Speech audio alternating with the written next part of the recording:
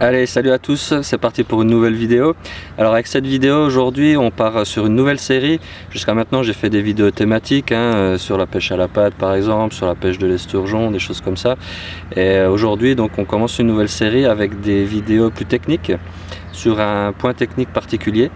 Et donc le premier numéro de ces vidéos, ça va être sur le montage de la ligne. Alors l'idée de ces vidéos, c'est de repartir sur de bonnes bases, sur des points techniques particuliers. Donc là aujourd'hui, on fait le montage de la ligne, on va faire la tenue de la canne sur la pêche des gros poissons, comment bien installer son poste. À ce sujet-là, n'hésitez surtout pas à me laisser des commentaires en bas de la vidéo pour me dire si vous avez des idées, si vous avez des questions sur des points techniques que vous voudriez que j'aborde dans un prochain numéro. Alors la première chose à voir pour monter sa ligne, c'est donc de choisir son flotteur en fonction de la pêche qu'on va pratiquer. Aujourd'hui je fais deux coups, un coup en extrême bordure où je vais utiliser un tout petit flotteur comme ça, et un coup un peu plus au large où je vais utiliser un flotteur qui porte un peu plus et avec une antenne un peu plus longue aussi. Donc en même temps qu'on choisit son flotteur, on doit choisir la façon dont on va le fixer sur la ligne. Déjà vu pour ceux qui me suivent sur mes vidéos, que j'ai l'habitude d'utiliser des tettings qui permettent de fixer les flotteurs seulement par la base, à la manière des flotteurs anglais, ça nous vient de la pêche à la patte des pays asiatiques, cette façon de faire. Donc ça c'est intéressant, par exemple sur un petit flotteur comme ça, pour une pêche de bordure, ça permet d'avoir une ligne plus souple. Je ne reviens pas sur les détails, j'ai déjà abordé ça vraiment en détail dans une autre de mes vidéos. Et la façon plus classique de faire, c'est-à-dire qu'on va avoir un système d'œillets et des bagues sur la quille du flotteur pour enfiler la ligne. Donc on fera les deux, je vais vous montrer le montage de deux lignes. Donc maintenant pour monter la ligne, on va prendre le fil, et donc la première chose qu'on fait, c'est qu'on va mettre le flotteur sur la ligne et on va l'équilibrer avec les plombs. Voilà, donc là je commence avec ma ligne de bordure, donc je passe le fil dans le petit œillet.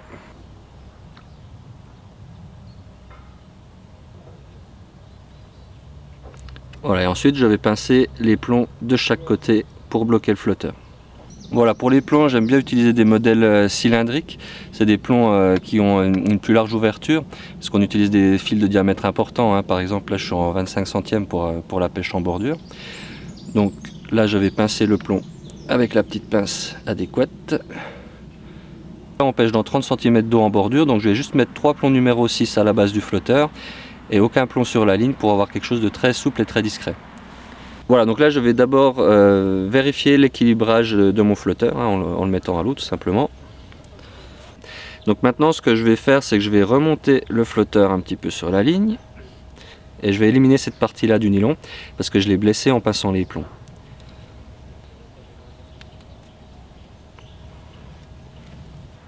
Voilà, donc j'ai monté mon flotteur, je l'ai équilibré. Maintenant j'ai plus qu'à choisir ce que je veux faire avec l'hameçon. Si je le monte en direct sur la ligne, là ça va être le cas pour la pêche de bordure, je garde quelque chose de résistant, donc je fais pas de bas de ligne. Et on verra sur l'autre ligne comment je fais pour monter un bas de ligne et pourquoi je fais un bas de ligne. Voilà, pour l'hameçon, là c'est une pêche de bordure comme je disais, donc on utilise un hameçon fort de fer pour pas ouvrir sur le combat avec les poissons. Donc là je prends mon fidèle 70-19 auquel j'ai l'habitude et donc je vais le monter en direct sur la ligne.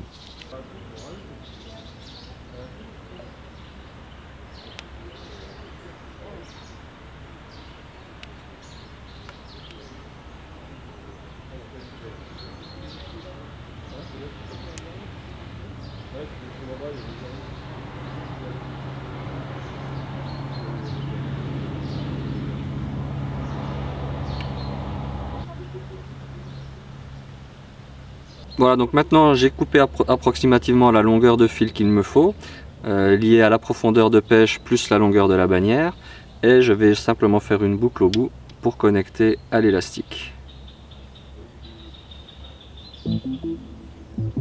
Voilà, on est prêt à sonder.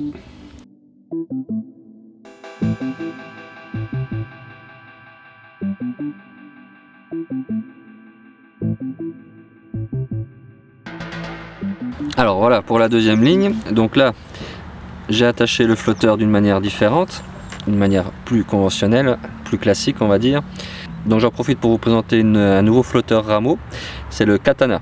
Donc c'est un flotteur qui est fait pour les pêches fortes, c'est un flotteur avec une fente déjà dans le corps, ce qui fait que le fil passe droit dans la fente, il ne va pas contourner le flotteur et on ne risque pas de fendre le corps du flotteur grâce à ce système. Une petite astuce supplémentaire, quand vous passez le fil dans les bagues sur la quille du flotteur, voilà, vous mettez 2 petites bagues sur la quille et la dernière, ici on la met un peu plus longue, ça joue un rôle d'anti-emmêleur au niveau de la ligne.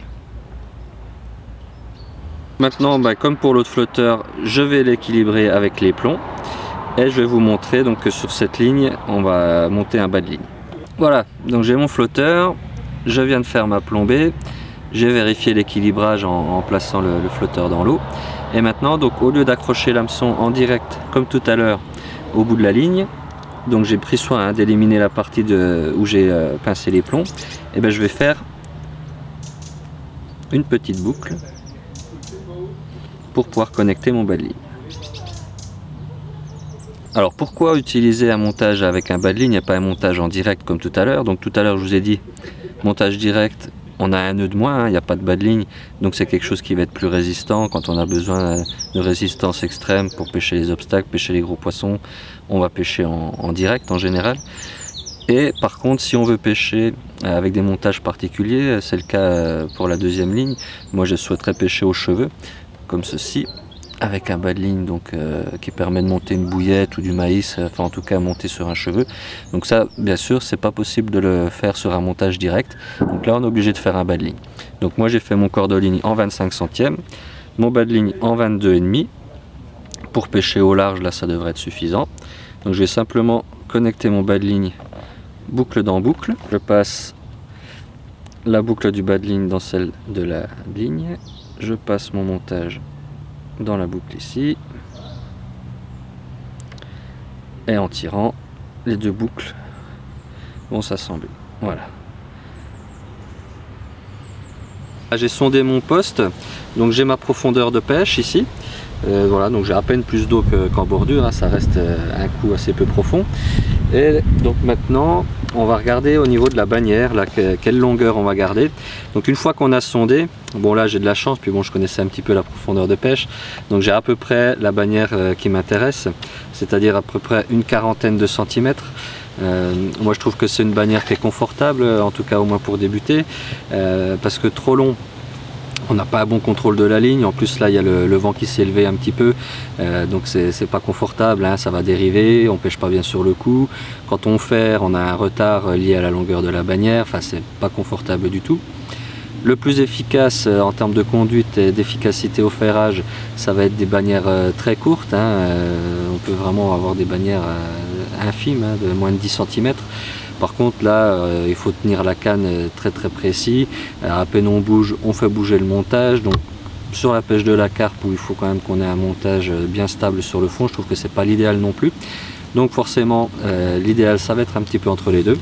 Donc moi je vous conseille, voilà, au moins pour débuter, une bannière de 40 cm, mais faites vraiment cet effort de corriger la bannière après avoir sondé, parce que si vous avez 1 mètre de bannière, ça sera pas efficace pour la pêche.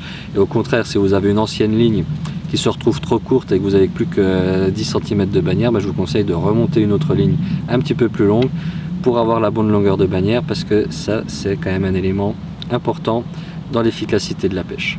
Allez, mes 2 kits sont montés, j'ai amorcé mon coup et maintenant donc je vais commencer à pêcher. Le soleil est en train de monter derrière les arbres, ça commence à être joli, il y a les couleurs d'automne là, et je vais essayer de me faire un petit après-midi de pêche sympa.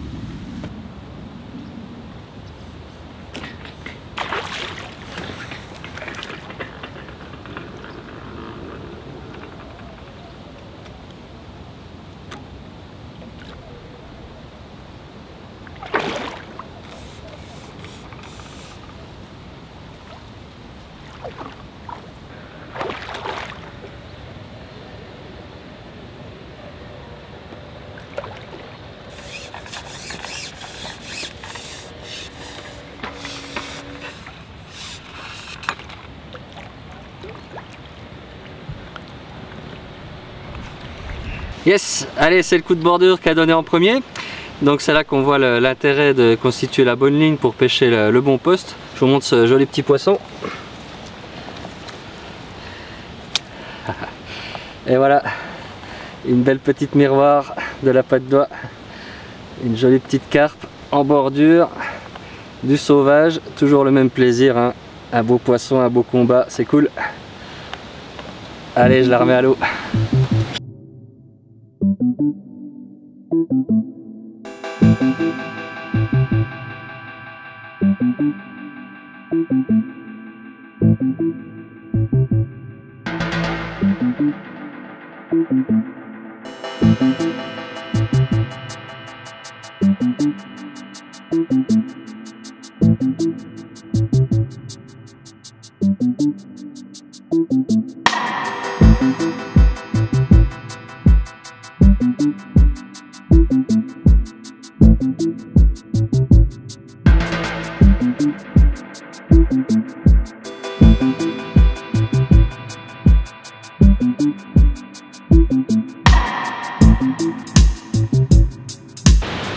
Allez, ça se couvre un peu là, la pêche est bien meilleure depuis que le soleil est parti, ça c'est bon.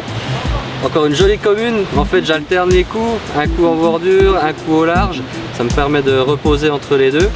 Et donc voilà, à chaque fois j'ai mon kit qui est prêt avec une ligne bien adaptée au coup, je perds pas de temps, je passe d'un coup à l'autre et j'enchaîne les poissons.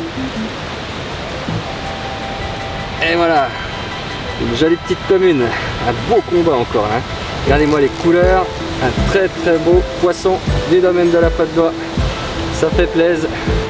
Allez, je la remets à l'eau, n'oubliez pas de vous abonner, activer les notifications et puis moi bien sûr, je vous dis à la prochaine.